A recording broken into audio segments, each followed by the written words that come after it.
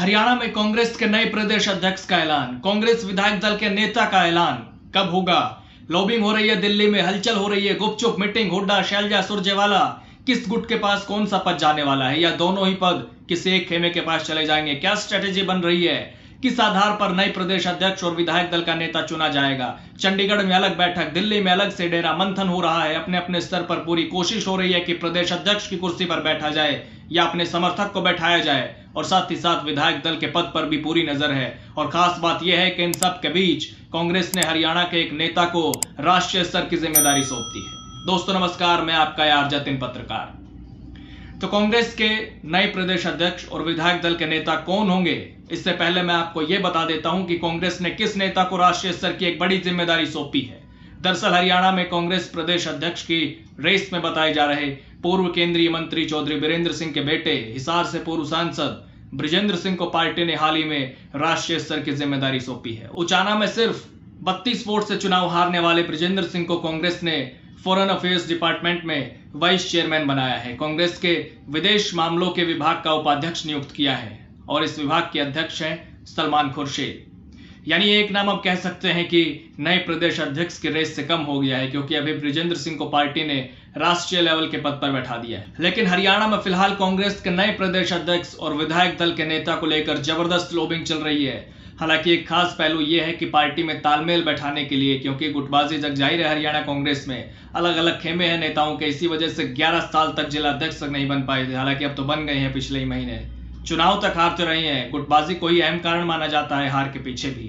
तो खास पहलू यह है कि गुटबाजी से बचने के लिए, तालमेल बैठाने के लिए हुड्डा और शैलजा सुरजेवाला गुट को एक एक पद दिया जा सकता है, यानी एक को प्रदेश अध्यक्ष पद और दूसरे को सदन में नेता प्रतिपक्ष का पद, जिसके लिए लॉबिंग चल रही है कि किसके खास नेता इन पदों पर बैठेंगे या वो खुद बैठेंगे। हालांकि अगर हुड्डा को नेता प्रतिपक्ष नहीं बनाया जाता है तो ऐसी स्थिति में वो हर हाल में चाहेंगे कि प्रदेश अध्यक्ष उनकी पसंद का जरूर हो। वैसे पहले भी पार्टी इस तरह से तालमेल बनाकर चलती रही है और हुड्डा को फ्री हैंड भी देती रही है, लेकिन बीते विधानसभा चुनाव में हार के बाद ऐसा असंभव लग रहा है कि पार्टी दोनों पदों पर हुड्डा की पसंद का ख्याल रखेगी। लेकिन चर्चा यही है कि हुड्डा को नेता प्रतिपक्ष बनाया जा सकता है और शैलजा सुरजेवाला में से किसी एक को प्रदेश अध्यक्ष की कमान सौंपी जा सकती है। और अगर ऐसा नहीं होता है तो दोनों गुटों की तरफ से अपने अपने समर्थकों के नाम भी आगे बढ़ाए जा सकते हैं। वैसे एक नाम और भी है जो पहले पार्टी में लंबे समय तक प्रदेश अध्यक्ष भी रहे हैं, अशोक तंवर, जो राहुल गांधी के करीबी माने जाते हैं और विधानसभा चुनाव 2024 के दौरान कई पार्टियों में रहने के बाद राहुल गांधी के मंच पर ही कांग्रेस में वापसी उन्होंने की थी। हालांकि उनके नाम की फिलहाल कोई चर्चा नहीं है। मैं अब आपको कुछ ऐसे नाम बताता हूं जिनके नाम की चर्चाएं चल रही हैं, जो प्रदेश अध्यक्ष की रेस में माने जा रहे हैं, क्योंकि मौजूदा प्रदेश अध्यक्ष चौधरी उदयभान की छुट्टी लगभग तय मानी जा रही है। तो ऐसे में रणदीप सुरजेवाला जो राज्यसभा के सांसद है, उनका नाम चर्चा में है। वरुण मुलाना का भी नाम है जो अंबाला से सांसद है। उनके पिता फूलचंद मुलाना भी प्रदेश अध्यक्ष रह चुके हैं कांग्रेस के। काफी लंबे समय तक उन्होंने हरियाणा में कांग्रेस की कमान संभाली थी। उनके बाद ही अशोक तंवर प्रदेश अध्यक्ष बने थे 2014 में। इसके अलावा एक बड़ा नाम है रावदान सिंह, जो हुड्डा के बेहद खास माने जाते हैं। गीता भुक्कल, अशोक अरोड़ा, ये वो नाम है जिनको प्रदेश अध्यक्ष बनाए जाने की चर्चाएं हैं। और राजनीति में पार्टियां जातिवाद को नजरअंदाज भी नहीं करती है। ऐसे में कास्ट फैक्टर भी देखा जाएगा, क्योंकि दलित नेता को कमान सौंपती रही है कांग्रेस काफी लंबे समय से हरियाणा में। वो चाहे उदयभान हो, उनसे पहले कुमारी शैलजा रही हो, अशोक तंवर रहे हो।